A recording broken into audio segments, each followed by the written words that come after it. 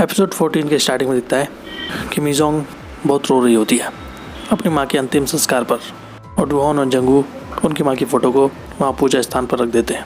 और देखता है कि चांगी भी बहुत रोने लगता है और गीजोंग भी बहुत रो रही होती है, लेकिन उनके पिता नहीं रोते, वो बस उदास थे।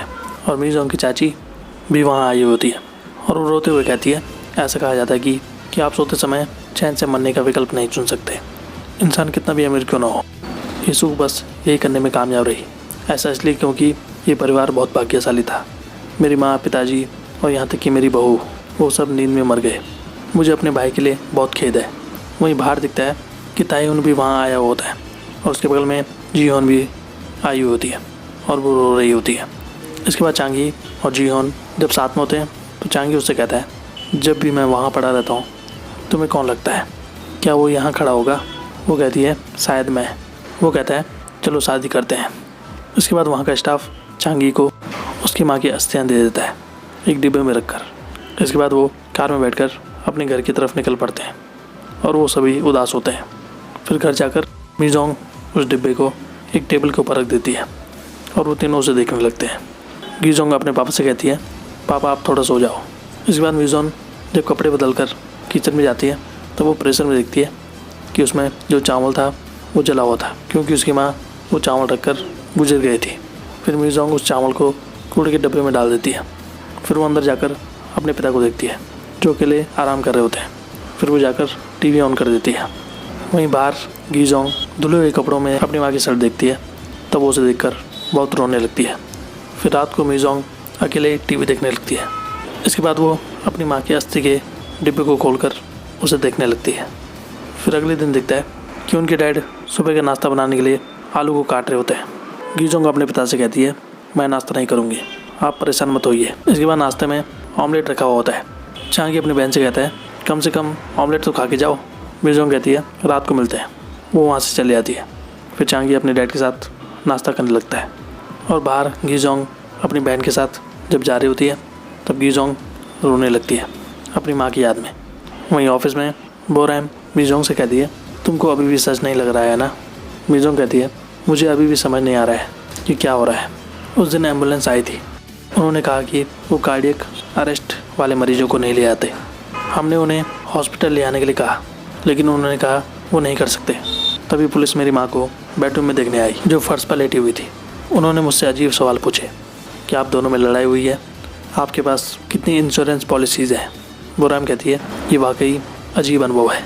वहीं दूसरी तरफ दिखता है कि चांगी अब अपने डैड के साथ गैराज में काम कर रहा होता है और वो घर के बाहर जाता है और दिखता है कि वहाँ खाने का सामान का पैकेज आ रखा था। फिर वो अंदर जाकर उस पैकेज को खोलता है और खाना बनाने लगता है। फिर वो और उसके डैड जब खाना खा रहे होते हैं तब चांगी को अपना बनाया हुआ खाना बहुत अजीब लगता है और वो किचन में जाकर उसे थूक देता है। फिर वो वापस आकर रोते हुए उसे फिर से खाने लगता है। वहीं ऑफिस में गीजोंग को उसकी चाची का फ़ोन आता है। गीजोंग उस फ़ोन को उठाती है। उसकी चाची उससे कहती है, तुम अपना फ़ोन क्यों नहीं उठा रही हो? मैंने तुम्हें कुछ देर पहले फ़ोन किया था। गीजोंग कहती है, मैं बिज़ी थी। उसकी चाची कहती है, मैंने कुछ अंकोवी और झींगे तले हैं, जब तुम्हारा काम हो जाए तो उन्हें अपने साथ ले जाना। गीजोंग कहती है, पिताजी को सूखे व्यंजन पसंद नहीं है। उसकी चाची कहती है, तेरा पिता अब अकेला हो गया है, उससे कहो जो उसे दिया जा रहा है वो चुपचाप से खा ले और इसे ले जाओ। फिर गीजोंग फ़ोन को काट देती है और उससे बहुत गुस्सा आता है अपनी चाची पर। इसके बाद मीजोंग और गीजोंग ऑफिस से आने के बाद नॉनवेज पैक कराते हैं एक दुकान से। फिर घर पर आने के बाद मीजोंग खाने को बनाने लगती है। फिर वो सभी जब खाना खा रहे होते हैं तब गीजोंग कहती है, मुझे खाना लेने के लिए वांग सेमिनी क्यों जाना पड़ता है? वो ये भी नहीं जानती कि आपको क्या पसंद है, वो सिर्फ परवाह करने का नाटक करती है। मैंने इसे लगभग घर के रास्ते पर फेंक दिया था। चांगी कहता है, बहुत हो गया। गीजोंग कहती है, मुझे पता है उसे तुम्हारी परवाह नहीं है, तुम क्यों दिखावा कर रहे हो? और वो अपनी डैड से कहती है, वो आपसे पैसा लेने के लिए ऐसा कर रही होगी। अगर वो इसके बारे में भी बात करती है तो मैं उसकी औकात दिखाऊंगी, अब मुझे कोई नहीं रोकेगा। चांगी कहता है, सच में? गीजोंग कहती है, क्या तुम नहीं जानते कि मेरी माँ को कष्ट किसने पहुँचाया? चांगी कहता है, डैड को खाने दो। गीजोंग अपनी डैड से कहती है, अगर आप अपनी बहन को फिर से वही करने की परमिशन देते हो जो वो करना चाहती है तो मैं आपके साथ अपना रिश्ता ख़त्म कर दूँगी। मुझे परवाह नहीं है कि हम परिवार हैं, मैं फिर आपको कभी नहीं देखूँगी। फिर अगले दिन ऑफिस में मीजोंग को उसके बॉस की बीवी का फ़ोन आता है। वो औरत कहती है, क्या तुम मीजोंग हो? मीजोंग कहती है, हाँ। वो औरत कहती है, मैं चॉय जिन हुई की बीवी हूँ। मीजोंग कहती है, वो मैं नहीं हूँ, उसने उसका नंबर मेरे नाम पर सेव किया है। वो औरत पूछती है, तुम्हारा क्या मतलब? मीजोंग कहती है, 1 मिनट रुको। फिर मीजोंग फ़ोन को होल्ड पर रख देती है और अपने मोबाइल नंबर से अपने बॉस के पास जाकर उनके फ़ोन पर फ़ोन करती है। फिर वो अपने बॉस के फ़ोन पर देखती है कि उसमें लिखा हुआ आ रहा था, मीजोंग टेम्परेरी एम्प्लॉय। फिर मीजोंग जाकर उस होल्ड किए गए फ़ोन को उठाकर बात करती है और कहती है, मेरा नंबर मीजोंग टेम्परेरी एम्प्लॉय के नाम से सेव किया गया है। उसका बॉस उससे पूछता है, मीजोंग तुम क्या कर रही हो? मीजोंग कहती है, क्या आप जानना चाहते हैं कि मेरे साथ कौन है? उसके बॉस ये देखकर हैरान होते हैं। इसके बाद उसके बॉस अकेले में जाकर अपनी गर्लफ्रेंड के मैसेज को डिलीट करने लगते हैं जो उसने मीजोंग के नाम से सेव किए गए थे, और वो बहुत डरा हुआ होता है। फिर काम खत्म होने के बाद मीजोंग मिस्टर गू को फ़ोन मिलाती है, लेकिन मिस्टर गू का नंबर अभी भी नॉट रीचेबल आ रहा था। इसके बाद मीजोंग जियोन से जाकर मिलती है। मीजोंग उसे बताती है, मेरे बॉस का अफेयर एक लड़की से चल रहा है, उसने उसका नंबर मेरे नाम पर सेव कर दिया क्योंकि हर कोई जानता है कि वो मुझसे नफरत करता है।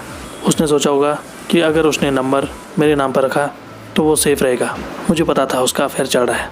और किसके साथ? जियोन पूछती है, वो कौन है? मीजोंग कहती है, कुछ समय पहले मैंने उन्हें फ़ोन किया क्योंकि वो एक मीटिंग के लिए लेट से आए थे। दोनों कॉलों का माहौल बिल्कुल एक जैसा था क्योंकि उनमें सन्नाटा था। जियोन कहती है, वो एक ही होटल में थे। मीजोंग कहती है, उसके बाद ये बहुत क्लियर हो गया जब मैंने उसके पर्स में शैम्पू देखा। मुझे हैरानी हुई कि वो अपने पर्स में शैम्पू क्यों ले गई। वो अलग शैम्पू का उपयोग करके अपने बालों को खुशबूदार बनाने के लिए ऐसा करती है। जब वो कमीना मुझ पर चिल्लाने लगा और कहने लगा, क्या ये बहुत मुश्किल है, तब मेरा मन किया कि मैं उसकी सारी उंगलियां काट दूं। फिर मीजोंग देखती है उसका बॉस का मैसेज उसके मोबाइल पर आता है और वो लिख रहा था, क्या हम 1 मिनट के लिए बात कर सकते हैं? मुझे नहीं पता कि तुम्हें क्या लगता है, कि तुम क्या जानती हो, हम फ़ोन पर बात कर सकते हैं। मीजोंग कहती है, ये वही कमीना है। जियोन कहती है, उसका जवाब मत दो, वो डर रहा है, बस उसे इग्नोर करो। वहीं दूसरी तरफ दिखता है कि जियोन को तायुन अपने रेस्टोरेंट में खाना खाने के लिए बुलाता है। फिर जियोन अकेले उसके रेस्टोरेंट में चले आती है और वो देखती है कि वहाँ तायुन की बेटी बैठी हुई होती है और जियोन उससे बातें करने लगती है, लेकिन तायुन की बेटी उसकी बातों का कोई जवाब नहीं देती। फिर जियोन अपनी माँ के बारे में बात करने लगती है और वो रोने लगती है। तायुन की बेटी कहती है कि अब बड़े भी दुखी होते हैं जब उनकी मॉम चली आती है, और गीजोंग देखती है कि तायुन की बेटी की आंखों में आंसू आ रहे थे। गीजोंग इमोशनल होने लगती है। गीजोंग उससे पूछती है, क्या मैं तुम्हारी माँ नहीं बन सकती? मुझे वो चाहिए। फिर तायुन की बेटी वहाँ से चली आती है। गीजोंग उससे कहती है, अगर तुमको ये पसंद नहीं है तो मुझे आग लगा दो। तभी वो देखती है कि तायुन अंदर आता है। गीजोंग तायुन से कहती है, चलो शादी करते हैं। वहीं अंदर तायुन की बहन ये सुन लेती है और वो दरवाज़ा बंद कर देती है। तायुन ये सुनकर हैरान होता है और वो कहता है, चलो करते हैं।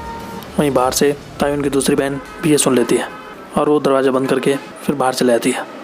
वहीं अगले दिन ऑफिस में मीजोंग काम खत्म करके जल्दी घर जा रही होती है, तब उसकी दोस्त सोजिन वो उसके पास आती है और उससे कहती है कि सोचो तुम्हारा बुरा वक्त चल रहा है, कोई गलतफहमी नहीं है, कौन सोचेगा कि तुम दोनों रिलेशन में हो।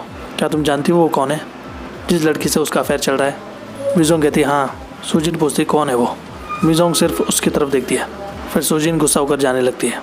फिर बाहर जाकर सोजिन मीजोंग से कहती है, तुम मेरे साथ ऐसा कैसे कर सकती हो, मुझे तुम्हारी परवाह थी और ये मुझे चौंकाने वाला तरीका है।